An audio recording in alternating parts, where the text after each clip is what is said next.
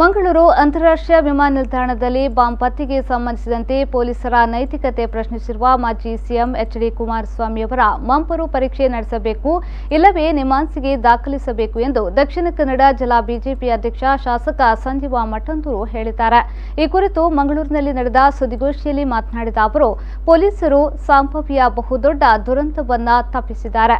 ಅವರನ್ನ ಅಭಿನಂದಿಸಿರುವುದು ನಮ್ಮ ಕರ್ತವ್ಯ.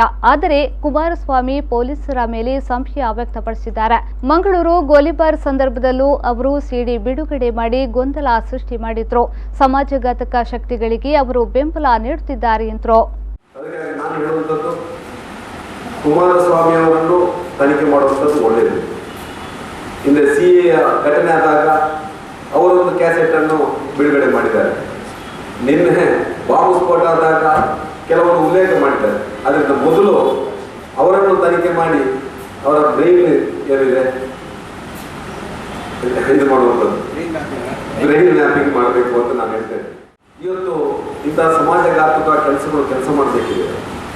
ಒಂದಷ್ಟು ಅವರಿಗೆ ಪ್ರೇರಣೆ ಕೊಡುವ ಕೆಲಸವನ್ನು ನಮ್ಮ ಮಾಜಿ ಮುಖ್ಯಮಂತ್ರಿಗಳಾದಂಥ ಕುಮಾರಸ್ವಾಮಿ ಅವರು ಮಾಡ್ತಾ ಇದ್ದಾರೆ.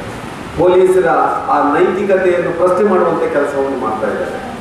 ಒಬ್ಬ ಮುಖ್ಯಮಂತ್ರಿಯಾಗಿ ಆ ಪೊಲೀಸರಿಗೆ ಏನು ಬೆಂಬಲವನ್ನು ಕೊಡಬೇಕಿತ್ತೋ ಅವರು ಏನು ಆ ಪತ್ತೆ ಹಚ್ಚುವ ಕೆಲಸವನ್ನು ಮಾಡಿದಾರ, ಏನು ಜೀವಹಾನಿ ಆಗದಾಗಿ ನೋಡುವಂಥ ಕೆಲಸವನ್ನು ಮಾಡಿದಾರ, ಅದರ ಬಗ್ಗೆ ಮಾತಾಡೋದು ಬಿಟ್ಟು ಇವತ್ತು ರಾಜಕೀಯ ಮಾತಾಡಿ ಬಹುಶಃ ಯಾರು ಇಲ್ಲಿ ಒಂದಷ್ಟು ಇಂಥ ಸಮಾಜಘಾತಕ ಕೆಲಸ ಮಾಡುವಂಥ ಸಂಘಟನೆ ಇದ್ದೋ ವ್ಯಕ್ತಿಗಳಿದ್ದಾರೆ ಅಂಥವರಿಗೆ ಪ್ರೋತ್ಸಾಹ ಕೊಡುವ ನೆಲೆಯಲ್ಲಿ ಅವರ ಮಾತುಗಳು ಬಹುಶಃ ನಿನ್ನೆ ದಿವಸ ನಮ್ಮ ಪತ್ರಿಕೆಯಲ್ಲಿ ನೋಡಿದೆ.